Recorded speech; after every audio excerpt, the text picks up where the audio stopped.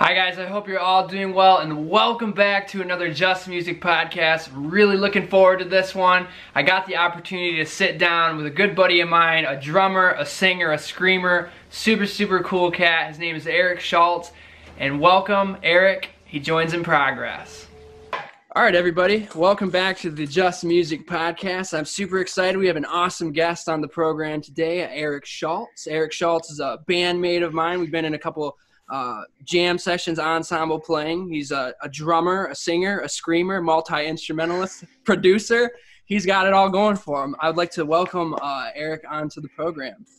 Hey man, thank you for having me. It's a pleasure. So before we get into all of the questions and topics that we're going to be discussing today, I'd like Erik to give a little bit of an origin story, a little background about himself so that the viewers know exactly who we're dealing with. Yeah, well, I guess, I'm just a Lansing homegrown musician. I went to Okemos High School. There I did choir, and that's when I started up drumming. I got into a band called A Daydream Away. We played Max Bar, recorded an album in a studio, so I've got some experience there.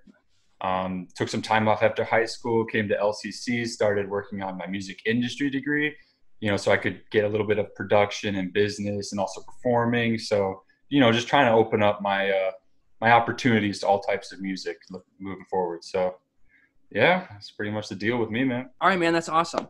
So my first question to you, in terms of this whole global issue that we're dealing with, I know a lot of musicians are struggling, obviously, because of the virus with their gigs getting canceled and stuff.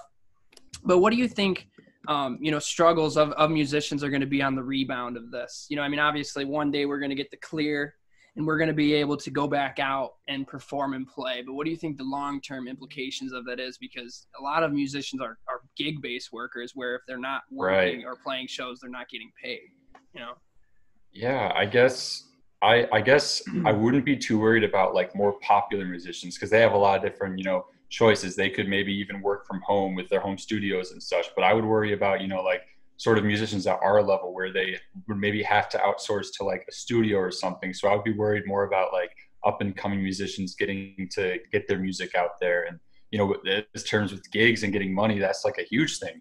Yeah. Me, I'm not currently doing that kind of stuff, but I know that if I was, that would be a big issue. And, just not being able to go to my classes, my degree is getting postponed a little bit. That's a worry for me too. So yeah. At our level, musicians definitely will be struggling. Yeah, and I think I would make the claim that musicians who are younger in their careers are probably experiencing even harder difficulties just on the fact that they're not as well established.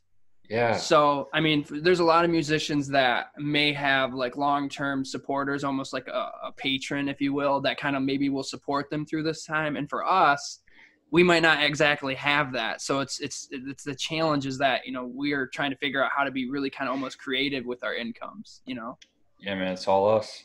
So this leads me into my question about technology. So I know that you're kind of in the music industry kind of program and working on how to kind of produce music and kind of create yourself as an entrepreneur and a business person. So what is your take on just how people are being creative with technology? I know a lot of people are doing live streamings and people are probably trying to produce online for more people now that they can't be in person. So what is your take on that? For the streaming, I think that's a good alternative. I'm hoping that it doesn't work. It sounds weird. I hope it doesn't work out too well because I would hate to see more and more artists try and use that as a normal thing. But I think that as an alternative, if maybe there's an area I don't know, maybe some smaller town that can't make it out to a venue or something like that. Maybe they could have it as a side thing, or it opens up a good world for alternatives. And I think we're starting to see a lot of good alternatives in all fields, not just in music out of this virus outbreak. And yeah, as terms of, I can see a lot of artists getting more into trying to use their Pro Tools and Logic and all those home production applications. My teachers have been really pushing me to get more into that stuff. So yeah, I think it's going to get a lot of musicians to get a lot more technology inclined. And I think that would be awesome. Yeah.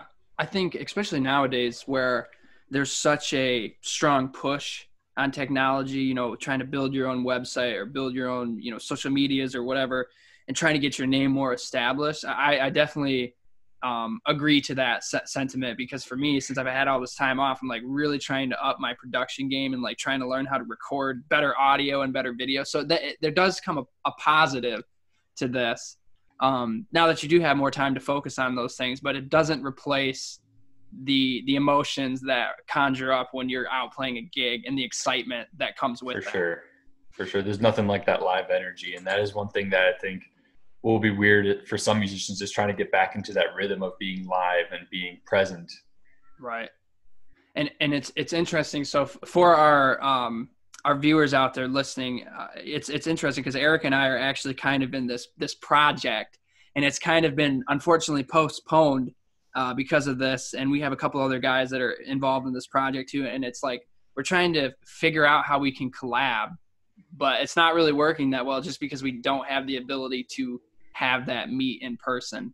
And also we were in a rock band rehearsal, or an ensemble class, excuse me. And like that was completely canceled, and all of our concerts for that. So it's just like, we have nothing, all this material, basically we don't even get to, publish it or show it to anybody that we were working on. Yeah, we were doing a lot of workshops in those classes. Like we had several musicians bringing in original songs that I know that they were hoping to, get something out of and be able to like really produce it. But yeah, now they're completely out of luck with that. And it's sad, man. Right. So how, as far as like you finding yourself in this position, how have you been keeping, musically sane or musically busy, and, keep trying to push yourself into developing that? Have you got any like projects that you're working on currently or anything like that? Not as much in that terms. I've been studying a lot. I've been practicing a lot more guitar on my own. I've been going home, practicing my drums a lot more, vocals, and just in general, listening to a lot more music that I wouldn't have normally listened to. Now I've got all this time. I'll just have, albums running in the background, watching lots of movies, looking at the scores, all that kind of stuff. What albums have you been listening to? I'm curious. Ooh, listening to a lot of Doors. I was listening to the Red album by Pearl Jam. Oh, okay. Let's see, Feel Something by Movements. I know you've heard me talk completely that one to death. So yeah. That's awesome, man. Okay, so as far as musicians, what do you think the learning experience we can take away from this? I mean, if we were to say that, okay, a month down the road, everything's going to resume as normal, what do you think musicians will learn from this, or what do you think they should be focusing their time on other than just trying to like, study new things? I mean, I know that's really important because we're having all this time to study, but I'm really curious on, and this is going to be in the history textbooks one day, the pandemic of 2019, 2020. Right. Dude, imagine that, talking about that in 20 years to kids growing up. Man. But yeah, I think that for musicians that are currently active, they'll be, they're learning all about this new technology and alternatives. And I think for them, they'll have to, moving forward, I think all musicians will start to think, if something like this happens again, how am I going to, deal with it? So I think, right now and after this thing is over, lots of musicians are going to be starting to, work more on their technology skills, hone that up so then they can have it in the back in case something like this happens again. I think a lot of musicians are going to learn that, for me, more practice in the day can really help. And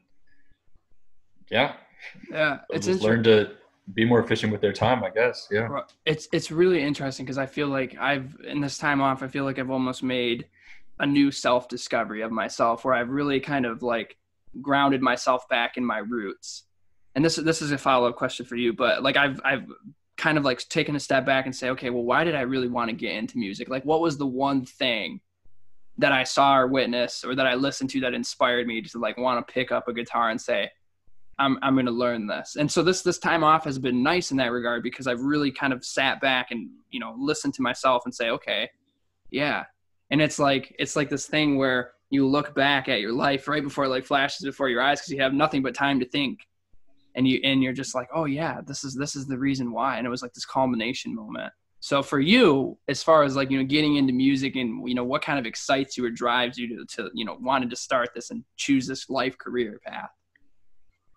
Yeah, definitely. And like, I'll be in my studio productions class when we're trying to go through Logic and Pro Tools, like over Zoom and it's just not really working. And, you're getting frustrated and you're just like, God, why did I start doing this? And then afterwards, you go and you pick up your guitar or start playing your drums. And then, you start playing some songs you haven't played in a long time and you start getting back into that love for it. So yeah, I guess similar to you, I've also had that sort of like rediscovery of why I'm into it, going into my car, singing along to some songs that I haven't sung along to in a long time because I've been practicing other ones. So yeah, very similar to you, just sort of rediscovering my passion for it in a lot of ways, back to my roots.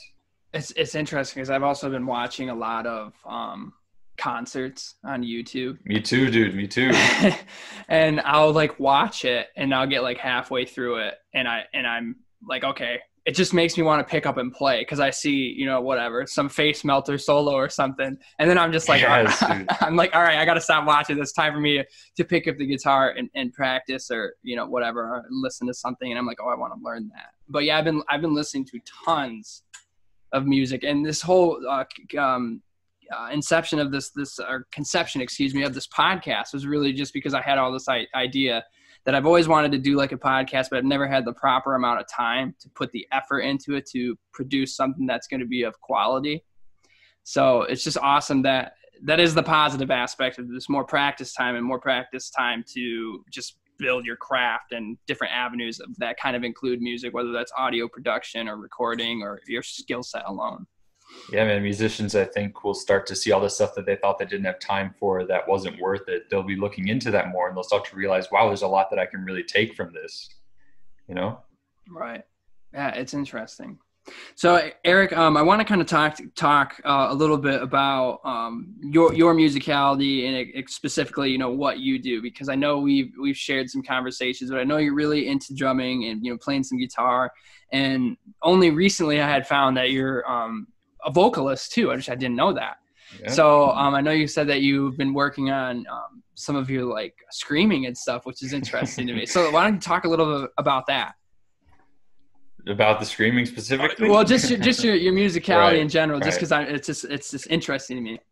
Well, yeah, most people know me as the drummer because that's what I did in my old band. That's what I do mostly in rock band and everything. So in terms of live performance, it's pretty much just been drumming.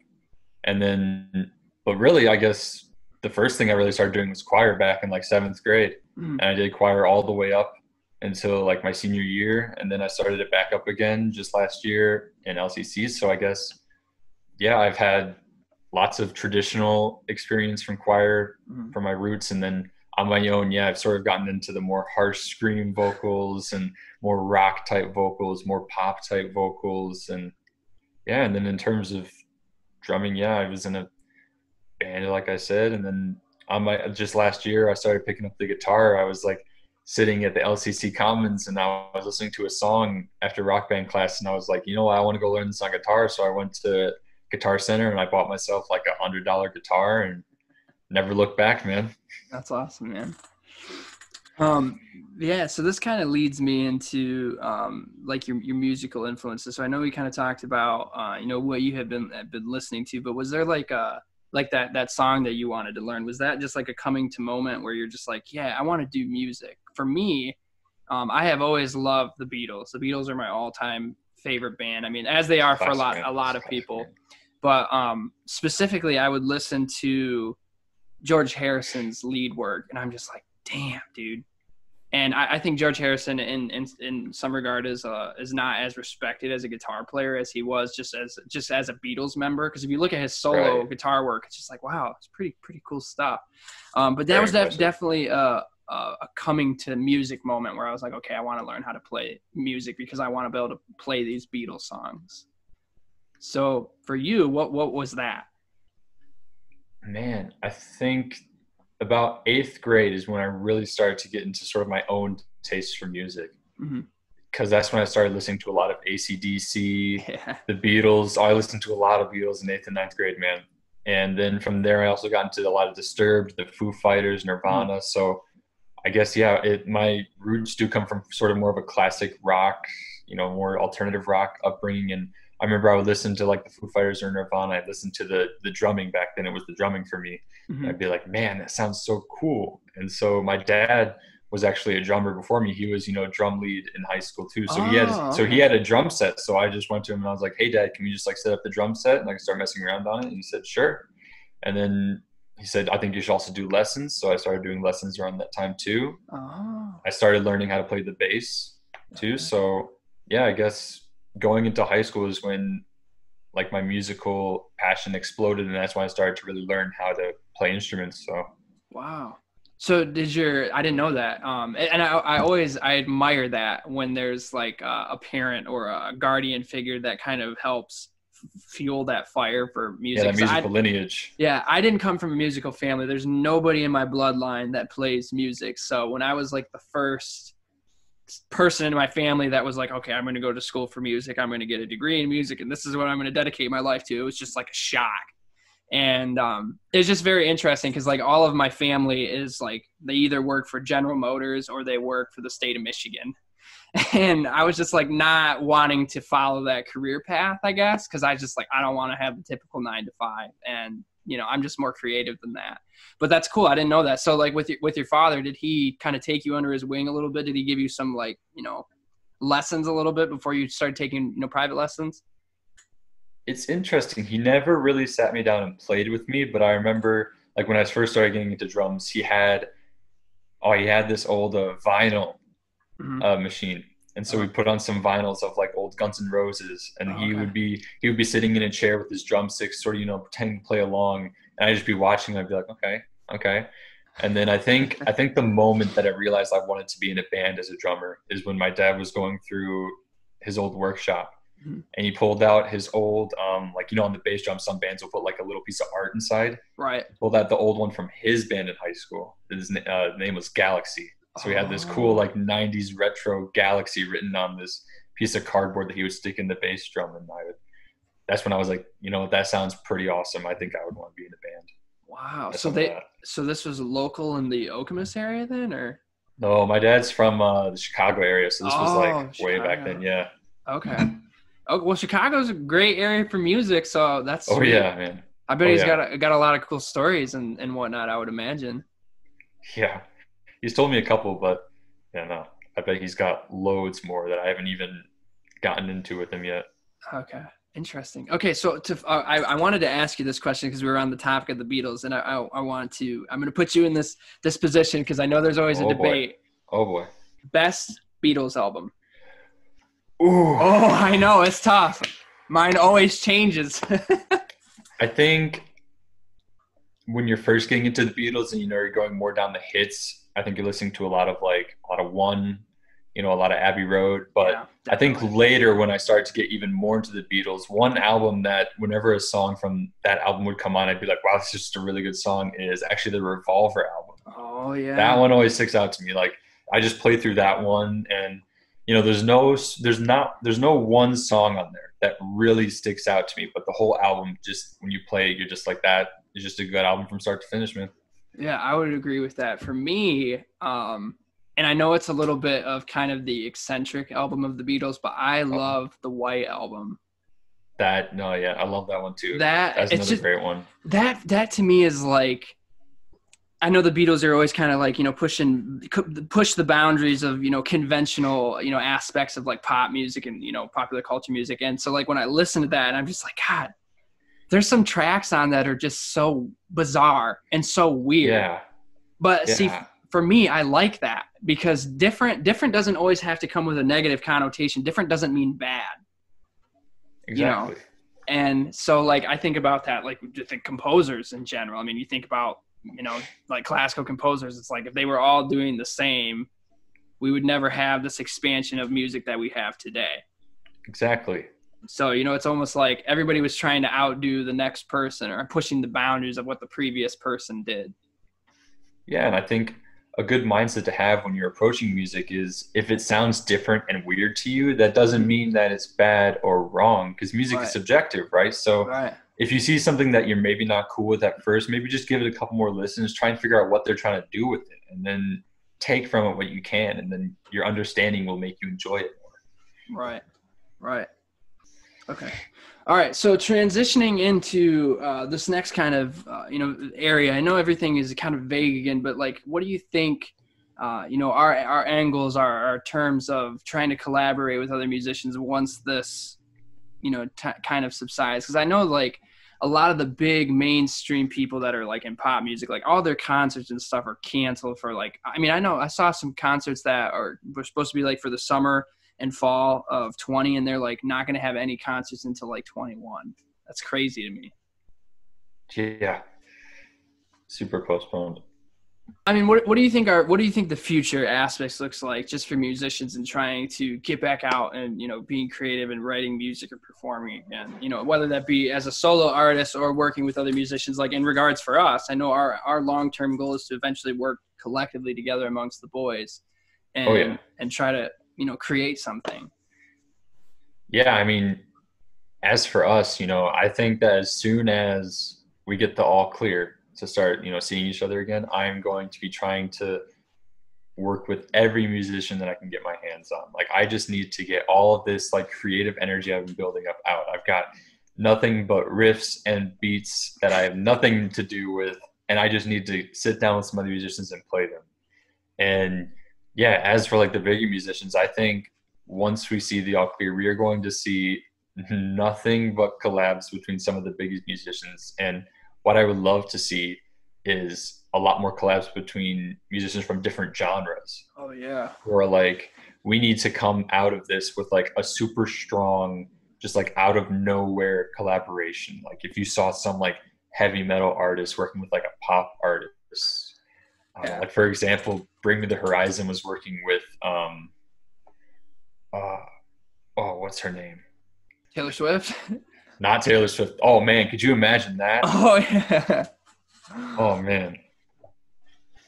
Well, you know, so you mentioned like this idea of like different genres and stuff. So what's really interesting is I don't know why, but like I have been really getting into, just because I've had so much time to listen to different music, is for whatever reason I've been listening to a lot of like synth lo-fi stuff. Oh, you gotta love that kind of stuff, man. And it's so chill. And the way I come across this is because I've been watching so much more YouTube. A lot of YouTubers put like lo-fi tracks in their transitions or whatever. And so I'm like, okay, what's that music? So then I like, you know, whatever the description, they'll have the person's SoundCloud or whatever. And I'm like, listen to this stuff. And I'm like, dang, I could get on this. Like, I mean, I have the technology to do it, because, you know, I have that Godin synth access guitar. Yeah. And dude, all of the effects with that thing are just insane. I mean, there's probably like over 500, if not more, presets that you can get and make that guitar be any instrument that you want, but you can still play it as a guitar player. So you don't have to have any different understanding of music or knowledge. You just play it as the guitar, which is super, super cool. Dude, I would love to try and play that thing, man. That sounds tight. And I'm gonna do some name drops here. So one of the guys that is a friend of mine who is based in Florida, his name is Andres Collin. He plays Godin Multiac, and he's actually a live looper. So he does all of the guitar, or he does all of the instrumental with his guitar, and he will do his drum beats on it too. He'll just click a preset, and then he'll do the drums. And then he'll click a preset, and then he'll put in piano preset, put in saxophone, accordion, or whatever. I mean, it's just really, really, really fun to watch, because he and himself is a one-man band, all just with the guitar. Then he does another preset, plays the bass on it. It's super, super cool. It's pricey though, because all of those, you basically have to hook it up with like a synthesizer, and that synthesizer is like, I don't know, like $600, and then on top of the $2,000 guitar. And then that doesn't include all of the other effects, you know, your amp or whatever you may be running through your PA. Music's expensive. Dude. And what you're talking about with like the lo-fi stuff, it's really making me think back to one of my friends who was a Western for jazz guitar. Something that he's been getting super into is he'll send me videos of him with like a lo-fi or like a rap backing track beat. Oh, yeah. And then he'll be playing jazz riffs over the top of it. So he'll be doing all of these crazy scales and crazy solos, and it'll just be this weird like fusion of music. And so I love seeing this creativity that's going around when musicians have all this time to themselves. Right. And like, well, for you being in a music program, and I know I'm aware of it too, because I've gone through it, when I was first starting, I would have conversations with my professors and I would say, I'm a music major, but I feel like I don't even get to practice music because I'm so focused on my other music classes, whether that be your music theory, music production in your case, or, you know, like your ear training classes. And I'm just like, I just want to practice this thing.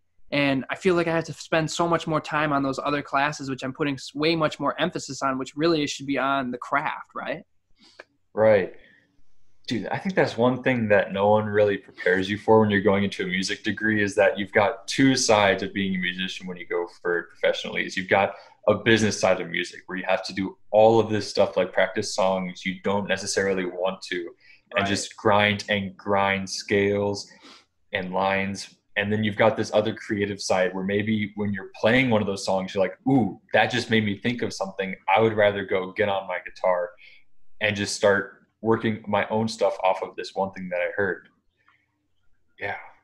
It's interesting because I think when you decide to make that conscious choice of wanting to pursue music in a post-secondary education, it's interesting because as you mentioned, you do have that two aspects where you kind of sit there and you're told, okay, this is the curriculum, this is what you must learn, this is what you must kind of follow, and by the time you're done here, we want to say that you've done all these things. But unfortunately, some of that stuff's not as much student led, you know? And Yes. For me, it wasn't so much problematic because I really love classical guitar and that's what my foundation is in. And so I had no problem, you know, here, play this, learn this classical piece, learn this classical piece. But for some people, you might not want to sit there and learn that type of music. And so you're kind of like led, well, this is what our curriculum tells you have to learn. But I, as a musician, want to learn how to play blues music really well or pop music really well. And they kind of like sit you down and say, well, this is the curriculum and this is what you have to learn, you know, which can be frustrating for some people who I would imagine that don't want to study that specific genre of music. Oh, yeah. But I also think that it can sometimes be a good thing if you maybe go into music trying to get into the stuff that you wouldn't normally. Right. Like, for example, that same friend of mine who goes to Western, his name is Ben Crino. When he was starting to take more advanced guitar lessons, because he's been playing guitar for like 7 years, but about 2 or 3 years ago, he started working with this one MSU player. And this one MSU player would blink and play nothing but jazz. And back then he was like, I don't really know if I want to get into this jazz stuff. Right. And now he's a jazz major and he loves it. He listens to nothing but jazz. It kind of pisses me off sometimes. So I think, yeah, don't be afraid to go into stuff that you're not sure that you really want to, because it might end up being the thing that changes your whole value in music and love for it. Right. And I think, you know, kind of bouncing off that, it's like, for me, kind of what separates a good musician or a great musician to like a good musician is being versed in as many different genres and styles as you can play, because there are arguably fantastic musicians out there, but they're only really good at one thing. And I'm not, you know, poo-pooing on them or anything like that. But for me, like when I see, you know, cats that can play jazz, blues, rock, pop, a little bit of classical, a combination of it all, it's just like, whoa, you know, I mean, I know there's people that specifically study in their certifications or, you know, what they're most interested in one genre. But when I do see someone who can pull it out, you know, pull each genre out of a hat, it's really inspiring. And you can sit back and say, oh, that came from blues, that came from jazz, that's a metal riff, that's that's classical or whatever. And then it's just like, yeah, this guy or girl or whoever has just got a combination of it all, or a combination of it all. Excuse me. Yeah, dude. And like for me, when I was, you know, being like a rock drummer and then trying to listen to different types of drumming like jazz and blues and stuff like that, it helps you more when you're playing with other musicians, because maybe the other musician has a completely different style than you.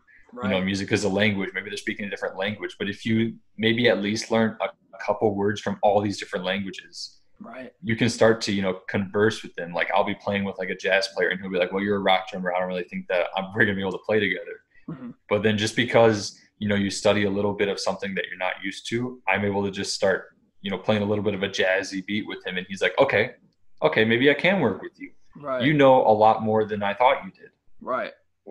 And that is interesting for me because I, other than doing the solo classical stuff, I was playing in jazz ensemble, and jazz, obviously you're swinging constantly, you know, majority of the songs that you're always swinging, right? Swinging the eighth notes. And in classical guitar, classical music, there's like no swinging. It is all straight. So yeah. So then like when I came into jazz band, and then you have to learn how to swing, and then it's like, oh.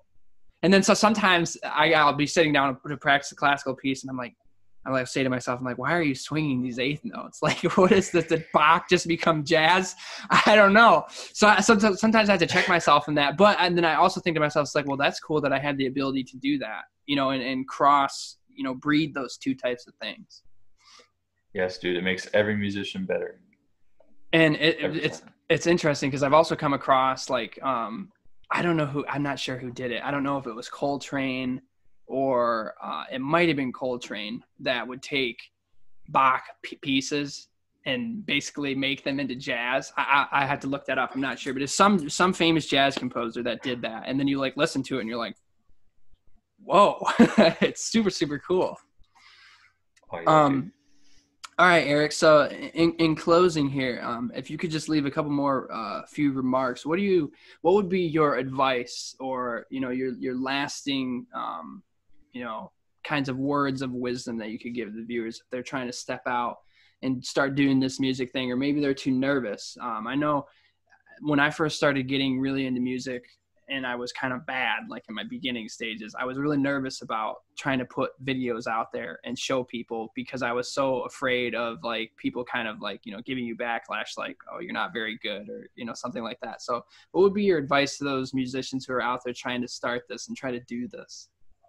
Well, yeah, I guess the first thing, whenever I'm talking to friends and I'm telling them, oh, I'm a musician, I play all these instruments, and they're like, man, I wish that I had done musicians back when I was younger. I feel like it's too late now. Yeah. It's never too late. Yeah. Never too late.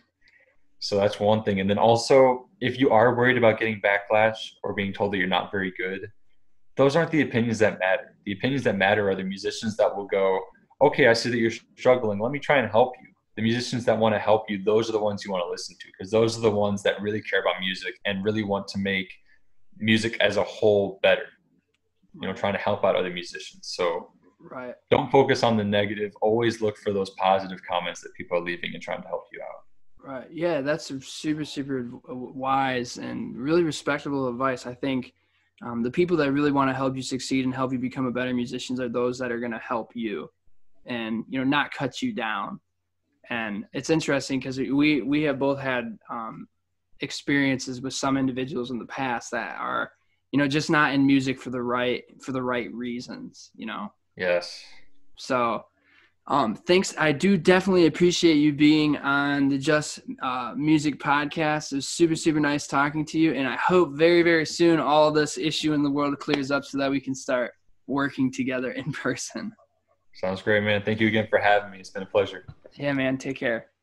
All right, guys, that was the video. Thanks for sticking around. I hope you really digged it, and let me know what you'd like to see next. Make sure you subscribe to the channel and hit that bell notification so you never miss one of my videos. Take care and stay safe.